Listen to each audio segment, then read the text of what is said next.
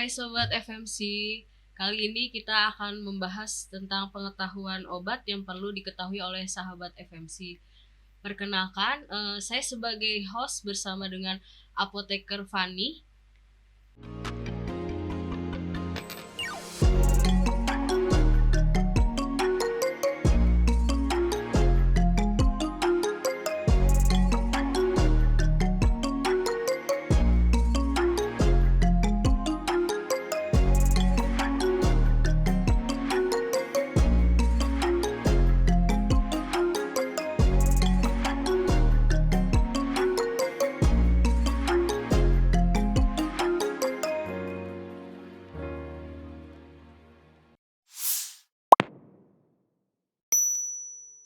Dan narasumber saya dengan Apoteker Eli.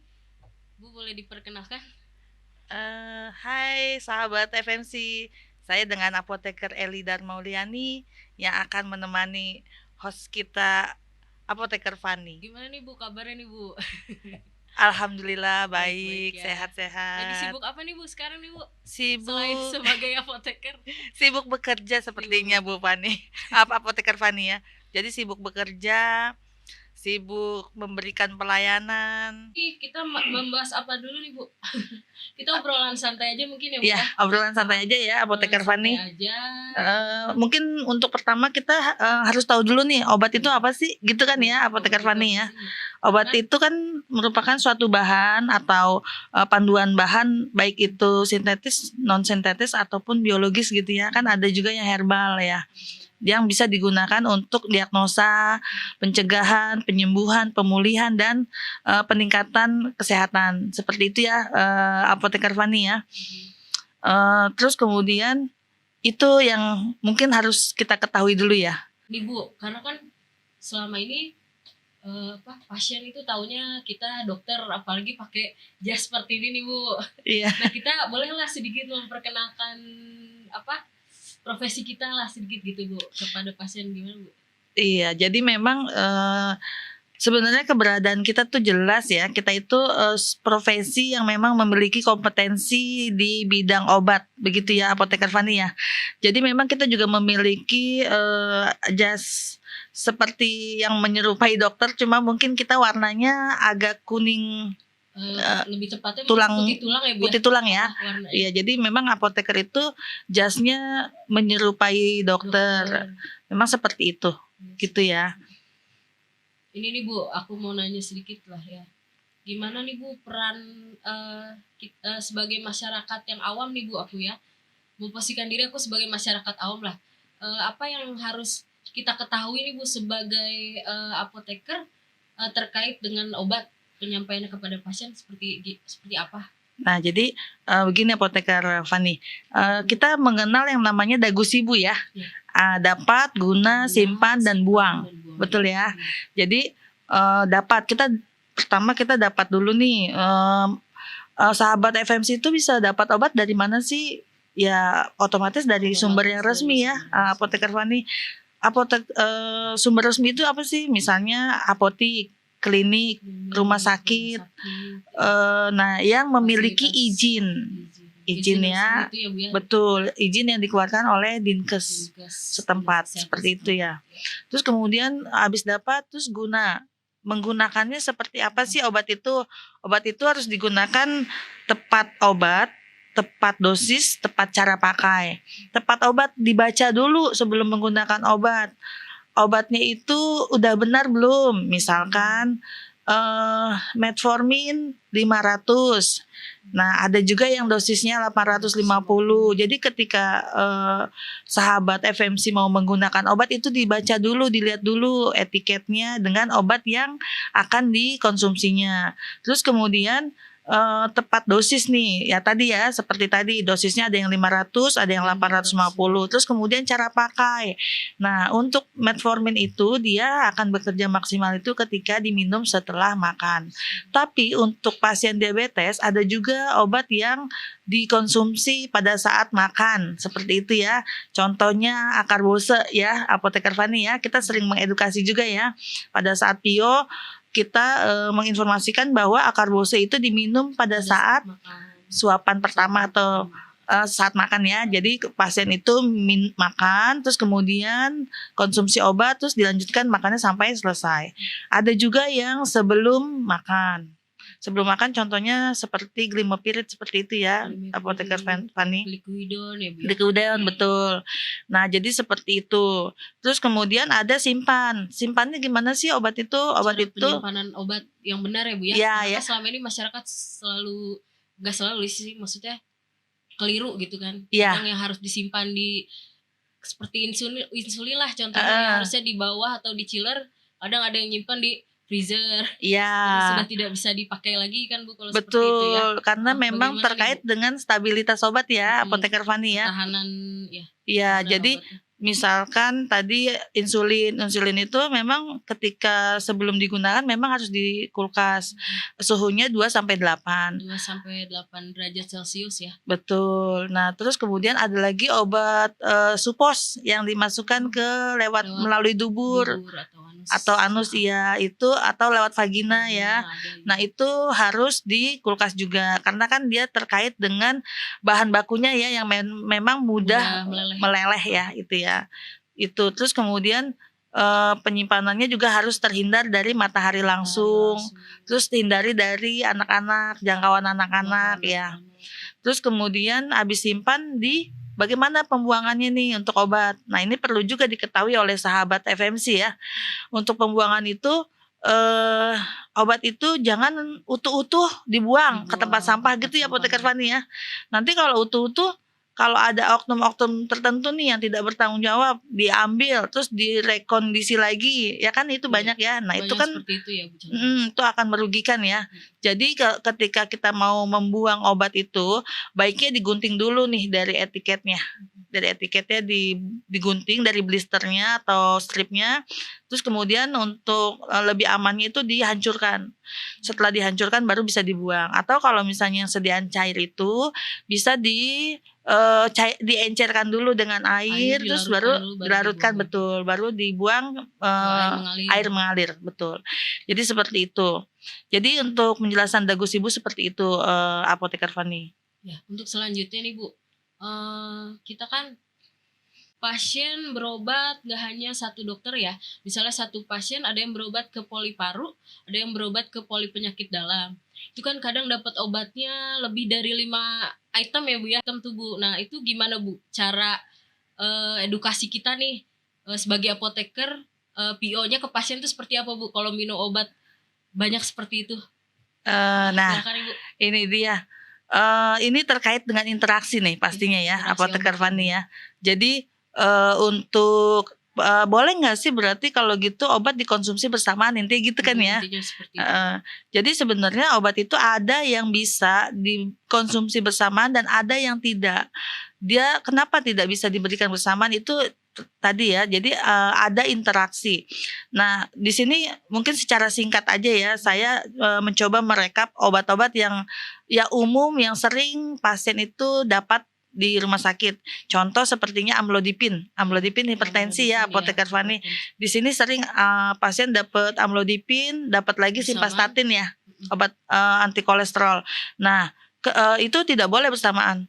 Dia tidak boleh diberikan bersamaan karena di sini dia akan meningkatkan efek dari simvastatin dan akan resiko terjadi miopati di sini. Nah, terus kemudian ada lagi nih, kan kadang dari penyakit jantung tadi ya, apoteker Fani sering juga ada apa spironolakton ya, digabung sama furosemid, double diuretik ya. Nah, ini juga tidak boleh. Kenapa? Karena dia akan terjadi hipokalemia gitu. Nah, jadi terus juga kan efek diuretiknya ya, buang air terus itu juga kan sangat mengganggu. Nah ini perlu juga edukasi. Jadi sahabat FMC diminumnya tuh untuk obat-obat yang seperti itu di pagi hari supaya tidak buang airnya itu tidak mengganggu waktu tidur. Nah, Seperti itu. Terus ada lagi nih obat lambung yang biasanya diberikan contohnya seperti sukralfat sama omeprazol atau lansoprazol golongan PPI itu ya apoteker Fani ya. Nah itu juga tidak boleh diberikan bersamaan karena memang dia akan menurunkan efek dari si golongan PPI itu atau lansoprazol atau omeprazol. Nah makanya solusinya diberikan tenggang waktu 30 menit. Pemberiannya bisa dikonsumsi yang sukralfat dulu. Ya seperti itu. Jadi masih banyak lagi interaksi yang lainnya. Cuma di sini mungkin waktunya singkat. Iya kita yang umum aja ya. Gitu ya apoteker Fani ya. Umumnya aja ya Bu ya. Baik Bu. Untuk ini Bu masa simpan obat. Kita terkait membahas masa simpan obat itu. Kadang kan pasien bingung ya Bu, kayak misalnya tetes mata yang E-dos, mini-dos gitu kan, kadang ada waktu-waktunya. Nah itu berapa lama tuh Bu, biar sahabat FMC juga tahulah dari edukasi-edukasi kita para apoteker-apoteker rumah sakit, apalagi Bu Eli kan sudah kurang lebih 10 tahun ya Bu ya berkecimpung dalam dunia rumah sakit nih, pelayanan farmasi nih, beda dengan aku yang baru mulai berkecimpung nih Bu. Gimana Bu? Iya jadi ini sih sebenarnya umum ya apoteker Fani ya. Jadi untuk kapsul nih, kapsul atau puyer nih yang biasa sahabat FMC dapat nih. Itu puyer atau kapsul setelah diterima di packing itu dia bisa bertahan 6 bulan, 180 hari. Tapi dilihat kembali nih, kan obat itu banyak yang mempengaruhi ya. Dilihat lagi kalau mungkin penyimpanannya kurang baik, akhirnya berdampak kan pada produknya ya. Kapsulnya rusak seperti itu, bisa jadi lembab ya, hidroskopis.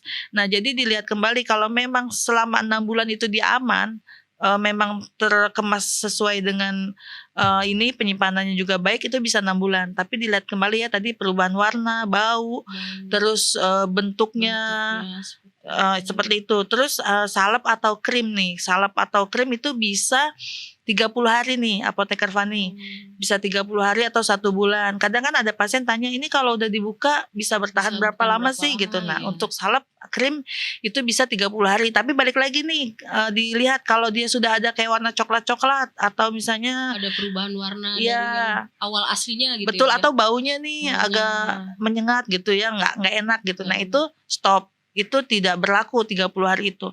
Nah terus juga kalau untuk suspensi, emulsi contohnya seperti obat-obat lambung. Nah itu juga dia bisa bertahan 14 hari. Itu kalau tadi ya penyimpanannya dibantu di dalam lemari pendingin. Ya itu akan lebih membuat obat lebih stabil. Nah terus untuk sirup biasa itu bisa 1 bulan juga. Nah untuk tetes telinga, tetes mata itu salep mata itu bisa 28 hari gitu. 28 hari ya Bu ya. Betul. Terus untuk tadi yang mini dos ya, sediaan mini dos ya apoteker Fani. Jadi mini dos itu dia bisa untuk 3 hari atau 3 kali 24 jam. Dia jadi setelah dibuka dari kemasannya itu hanya bisa digunakan 3 hari. Selama 3 hari ya Bu ya. Berarti betul. habis dalam buang. Botol itu dibuang ya. Betul. Diganti selanjutnya lagi ya. Iya. Oke baik. Gitu. Jadi seperti itu kalau untuk penyimpanan obatnya ya apoteker Fani. Ya baik Bu. Lanjut Bu. Oh iya tadi saya mau tambahin nih apoteker Fani nih ya, untuk tetrasiklin ya kan. Nah obat yang nggak boleh diminum bersamaan dengan makanan. Nih susu itu kan kandungannya kalsium ya. Kalsium tinggi ya. Kalsium. Nah itu untuk yang mengandung kalsium tuh yang tidak boleh diberikan bersamaan itu contohnya dengan yang antibiotik tetrasiklin itu nggak boleh. Jadi kalau lagi mengkonsumsi antibiotik tersebut jangan minum susu bersamaan, tapi minimal diberi waktu 2 jam gitu. Terus misalnya nih anak-anak kan biasanya diberikan vitamin yang mengandung zat besi ya. Zat besi itu tidak boleh diberikan bersamaan dengan antasida. Nah, kenapa? Nah, karena dia menghambat penyerapan dari si zat besinya itu. Jadi efektivitas dari si suplemen yang zat besinya itu kan jadi menurun. Menurun ya. Nah, solusinya ya diberikan jarak 2 jam itu. Jaraknya Gitu. 2 jam dari pas minum Dari obat. minum si vitamin. Si vitamin Iya, itu, suplemen itu. Gitu, Apoteker Fani. Ya baik, itulah sahabat FMC penjabarannya sekilas tentang masa simpan obat. Untuk selanjutnya Ibu, cara dan waktu meminum obat pasien gimana ya? Kadang kan suka ada yang bingung juga kan. Iya, misalnya gini, saya minum obat sehari 2 kali. Berarti kalau sehari 2 kali tuh per 12 jam. Per 12 jam itu misalkan nih kita minum yang waktu pertama itu di jam 7 Di jam 7 pagi. Berarti minum yang kedua itu di jam 7 malam. Terus kalau sehari 3 kali, 3 kali itu bisa pertama di jam 7, terus kemudian di jam 2, dan selanjutnya yang ketiga di jam 9 malam. Jadi interval waktunya kan rata ya. Lumayan rata. Terus kalau 4 kali mungkin bisa di jam 7, jam 12, jam 4, jam 9 malam. 9 malam ya. Jadi interval waktunya tuh terbagi rata.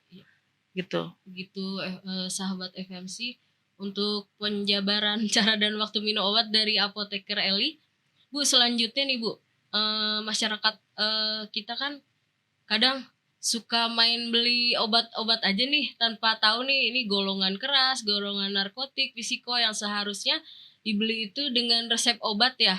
Dari dokter harus ada resepnya. Kadang kan pasien ngotot nih, Mbak saya udah kehabisan obat nih tapi saya kontrol masih lama.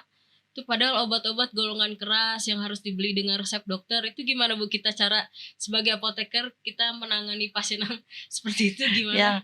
Yang mau beli obat tanpa resep gitu ya. Nah, jadi memang obat itu dibagi berdasarkan penggolongan ya. Jadi golongannya itu yang bisa kita berikan tanpa resep dokter itu obat-obat bebas terbatas. Nah, itu yang memang kita bisa berikan tanpa resep dokter.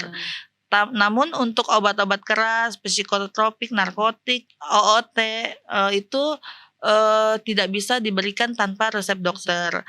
Mengapa? Karena obat narkotik psikotropik jelas setiap bulan kita ada pelaporannya. Tapi kalau untuk obat-obat keras itu kan obat yang memang harus diberikan sesuai dengan diagnosa ya, diagnosa terus begitu dosisnya juga harus diperhitungkan. Dosis itu kan yang memang mempunyai kewenangan itu kan dokter. Nah, yang tahu kondisi klinis pasien itu juga dokter. Jadi kita tidak bisa langsung menetapkan saya keluhannya begini, obatnya ini. Ya itu kan banyak pertimbangan dan itu memang harus sesuai dengan instruksi dokter. Nah, itu yang memang obat itu kapan bisa diberikan tanpa resep dan kapan obat bisa diberikan tanpa resep dan dengan resep gitu ya. Jadi gitu Apoteker Fani. Terus ini Bu, saya mau nanya lagi nih. Kita kan masyarakat kadang nyeri gigi nih, beli obat pereda nyeri. Antibiotiknya misalnya contohnya amoxicillin, dia udah tahu dari dokter karena pernah berobat obatnya itu, selanjutnya sakit gigi lagi tanpa berobat ke dokter, tanpa diresepkan dokter, minumlah dia beli sendiri antibiotik di apotik nih misalnya atau vaskes yang lainnya gitu Bu. Itu gimana Bu? Sedangkan kita tahu kan kalau antibiotik dipergunakan tanpa resep dokter kan akan berakibatnya ya, bagaimana Bu Eli sebagai apoteker? Iya benar. Klinis. Itu sering banget terjadi ya Apoteker Fani ya. Untuk kasus-kasus seperti itu karena memang itu umum ya. Orang kadang malas pergi ke dokter gitu karena pertimbangan gitu ya. Cuma sakit gigi gitu. Iya, terus juga mungkin secara budget juga kan ya kalau ke dokter gigi kan ya agak lumayan gitu ya. Jadi memang untuk obat mungkin kalau untuk pereda nyeri jika dia memang golongannya tadi yang seperti sebelumnya saya sebutkan itu bebas terbatas itu mungkin bisa kita berikan karena kan kita juga sebagai apoteker boleh menswamedikasi ya gitu. Jadi kita bisa memberikan obat analgetik atau obat anti nyeri semisalnya paracetamol itu kan masuk golongan bebas itu bisa diberikan. Terus udah gitu untuk yang antibiotik no lah. Itu tidak boleh karena memang nanti akan berakibat resisten gitu. Jadi setiap sakit nanti setiap sakit antibiotik yang nanti akan berdampak resisten itu terhadap apa sih? Terhadap antibiotiknya gitu. Iya. Pasien udah kebal antibiotik ya Bu ya. Betul. Jadi bukannya berfungsi lagi, malah ibaratnya seperti ya udah lewat aja gitu ya Bu ya. Betul. Dan nanti dikhawatirkan juga jadi akan makin meningkat dia kan antibiotik itu misalnya dari line pertama, line kedua gitu ya. Nah itu nanti dia udah nggak mempan lagi di line pertama misalnya kayak gitu. Jadi itu yang memang kita ini ya harus diedukasi mungkin ya Bu. Betul. Lebih banyak diedukasi ya. Betul. Tapi kadang nih Bu, kita kan sebagai apoteker rumah sakit nih ya Bu ya, berbicara jadi curhat nih. Berbicara ini ya Bu ya, kadang kan pasien ke kita baru kita jelaskan ya Bu ya. Kita mau menjelaskan, Bu ini obat kadang udah mbak saya udah tahu gitu. Ini saya udah biasa minum obat ini. Nah kita ngatasinnya sebagai apoteker gimana Bu? Karena kan pasti kalaupun nanti amit-amit misalnya ya, kita nggak menginginkan gitu sih ya Bu ya. Kalau misalnya ada ternyata ke depannya ada sesuatu terus saya dapat obat nih dari rumah sakit ini yang menyerahkan waktu itu apotekernya ini ternyata berdampaknya seperti itu gimana nih Bu? Padahal kita sudah mencoba mau menjelaskan persatu obatnya tapi karena pasien merasa sudah biasa meminum obat ya udahlah lewat aja gitu udah tahu saya gitu. Itu gimana Bu ya? Kita nih sebagai apoteker. Ya ini memang sering banget kita alami ya karena memang pasien itu merasa udah biasa memang obat rutin saya kan gitu ya. Nah itu kita kembalikan lagi ke pasiennya. Jadi komunikasi itu kan sebenarnya bisa searah bisa dua arah seperti itu ya. Mungkin kita bisa berlakukan komunikasi dua arah. Jadi kita tanya balik langsung ke iya Bapak Ibu ini kan obatnya kan udah biasa udah rutin nih. Coba saya pengen tahu nih Bapak Ibu kira-kira ada yang mau ditanyakan nggak untuk obat-obat yang Ibu konsumsi gitu. Terus gitu Bapak selama ini minumnya udah seperti apa kan gitu. Misalnya obat diabetesnya diminumnya kapan nih Pak gitu. Nah kita tanyakan kembali gitu. Ketika dia memberikan informasi yang keliru, nah baru di situ kita masukkan informasi yang benar. Jadi, walaupun Bapak Ibu sudah sering menggunakan obat, nah tapi kan ternyata masih ada kekeliruan gitu. Nah ini kami berikan informasi yang tepat supaya Bapak maksimal untuk terapi pengobatannya seperti itu. Jadi mungkin seperti itu apoteker Fani kita bisa edukasinya. Terima kasih Bu Eli penjelasannya. Selanjutnya Bu Eli, dalam dunia farmasi ini kan apoteker tuh kadang sama lah ibaratnya gitu ya sama yang lainnya gitu ya kayak tenaga teknik kefarmasian, asisten apoteker kadang pasien tuh belum bisa membedakan antara apoteker, perawat, kita dipanggilnya suster gitu kan. Kadang kita bingung lah kan kita apoteker gitu. Kadang kita juga dipanggil dokter segala macam ya Bu ya. Nah itu gimana Bu kita cara ini ke pasiennya nih Bu? Kita sebagai apoteker klinis atau apoteker di rumah sakit nih Bu, gimana Bu? Iya, memang Indonesia itu masih Indonesia luas banget ya. Luas banget ya apoteker Fani ya.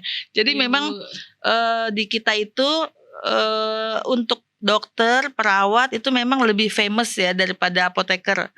Apoteker itu memang kita perlu introduce. Jadi kita memperkenalkan diri. Iya. Pasien-pasien iya, jadi kita farmasi, kita apoteker, kita punya kompetensi untuk obat gitu. Jadi di situ kita berperan dalam pemberian informasi. Paling tidak dalam pemberian informasi dulu deh. Karena kan sebenarnya banyak ya tugas kita tuh banyak. Tugas kita itu mengkaji resep.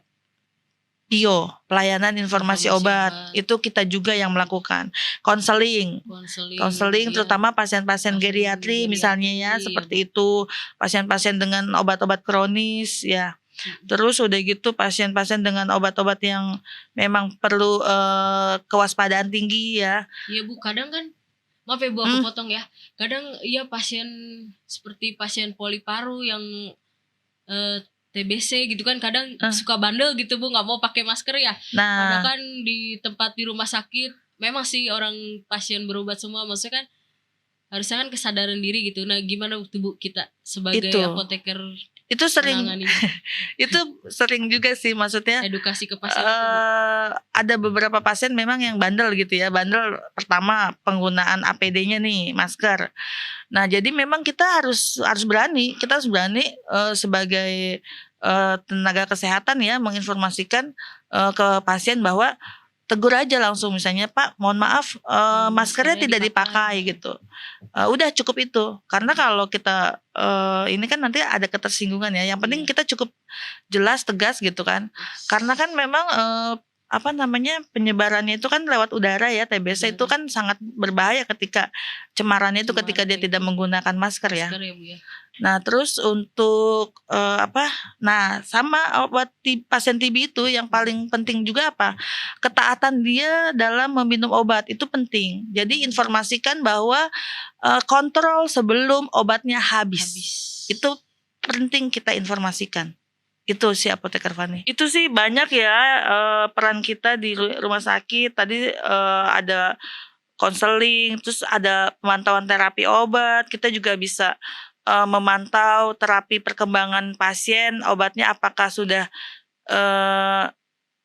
sesuai dosis, terus apakah sudah tepat penggunaannya, terus efek sampingnya juga kita monitoring kan gitu ya. Iya Bu ya.